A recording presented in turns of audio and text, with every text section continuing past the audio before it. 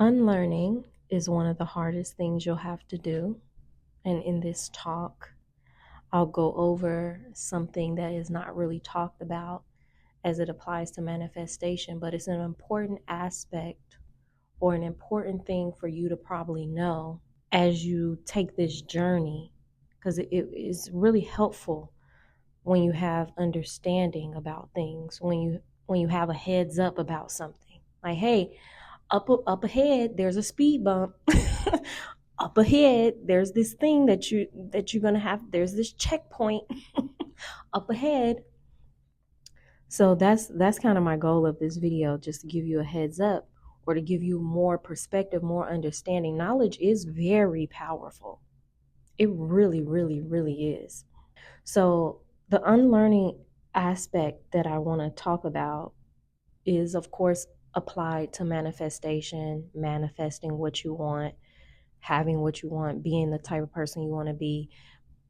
And it's also, I'm applying it to like self-development, self-concept work, healing, inner healing work, or just inner work in general.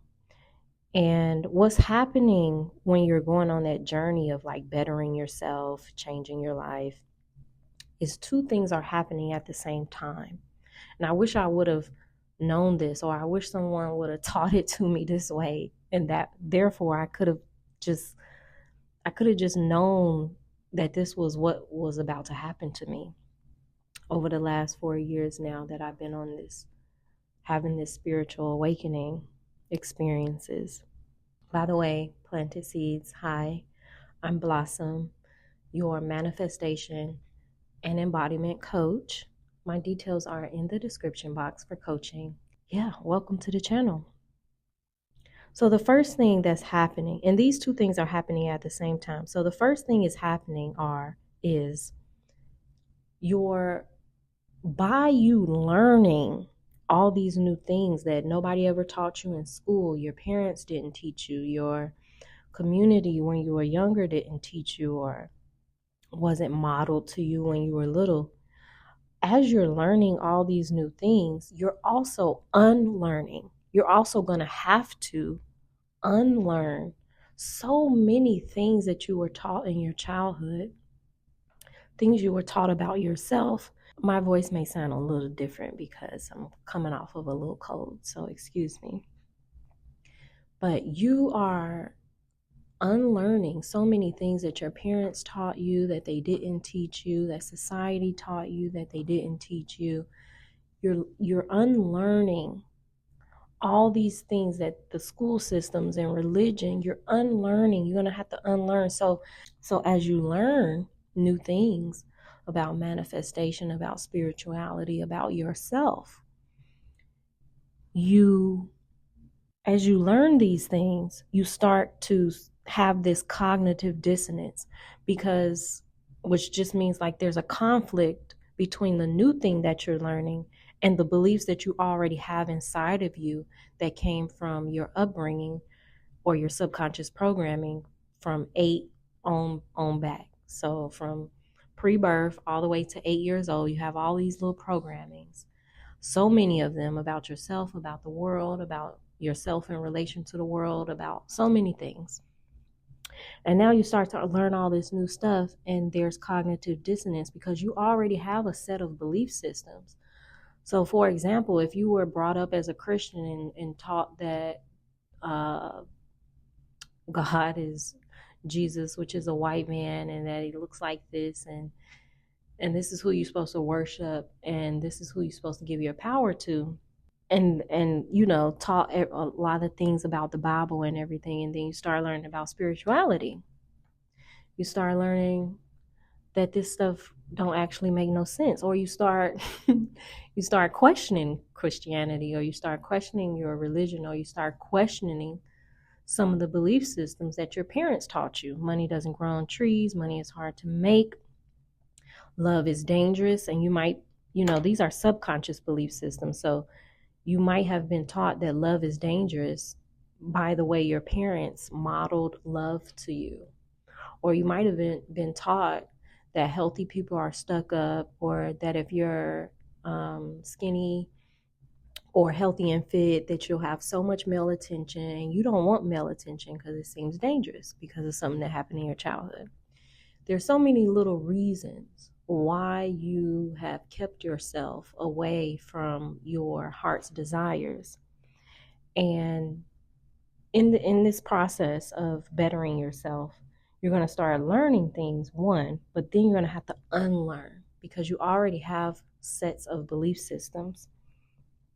So that's why, like, the journey is simple. It's simple, but it's very much not easy. And that's why most people can learn about something, but they won't do it. They won't change. They won't transform. Change is hard. That's why most people don't do it. It's something that I always say because that's true. You can even learn the information and consume the information, but if you don't change anything, you won't assimilate that to your life, or it won't be true for you. And along with this learning of new things and unlearning of everything, or most of the things that you've been taught as a child, as a young adult, as a person, you're going to have these feelings come up, these emotions. The let's put a little distinction here. You're going to have these emotions come up that are tied to these feelings in the body. Feelings are those sensations in the body. Emotion is the energy in motion. That's the label of the thing that you're feeling.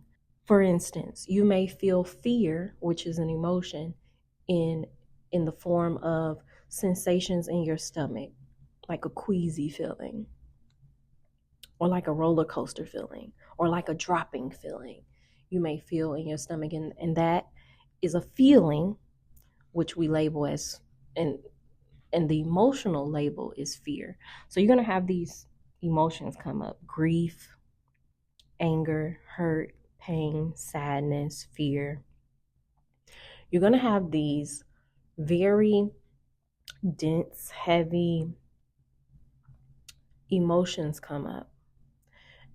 And we don't like to feel these emotions, right? In society, we stray away.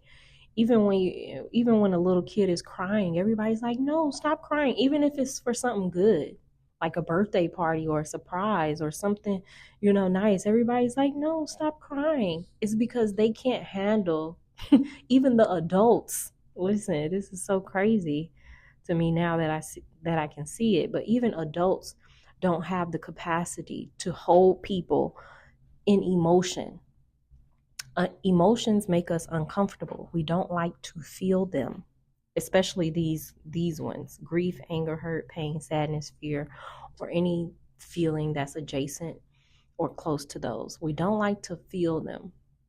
We don't like to work through them. We don't like to process them. So that's why we keep on experiencing them over and over. So we keep ourselves limited. But the process of unlearning and then learning all this new stuff, there's going to be some things that come up, and you will have to face some of those emotions and process them so they can stop bothering you every year, every month, every generation. This is how we break the curse, quote unquote, or stop generational curses. You have to process those emotions. They're wanting to be seen, heard, felt, witnessed, noticed, processed, worked through. And that's where inner work comes in. And if you want to get a session in for inner work, book coaching down below. The other thing that I want to say about unlearning, and how it's pretty much one of the hardest things you have to do, is that when you learn something as a child, right, whatever the subconscious mind learned as a child is that's what your program or your supercomputer that you are has been running that program since forever, right? Since you were 8 or 7.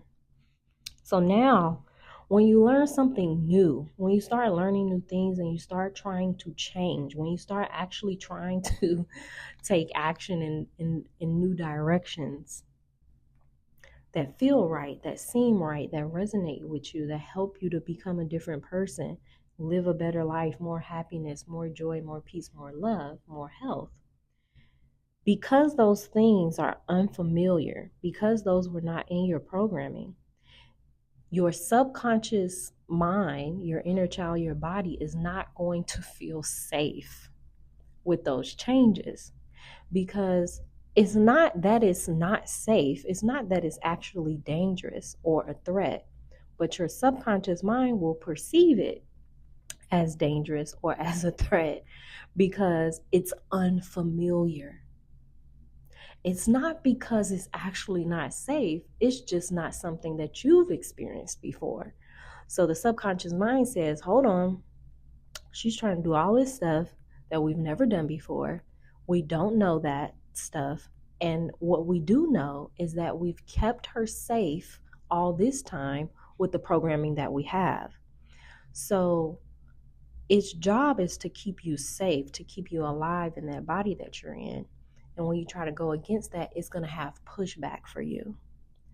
So the pushback is also, it's good for you to know that you're going to come up against resistance.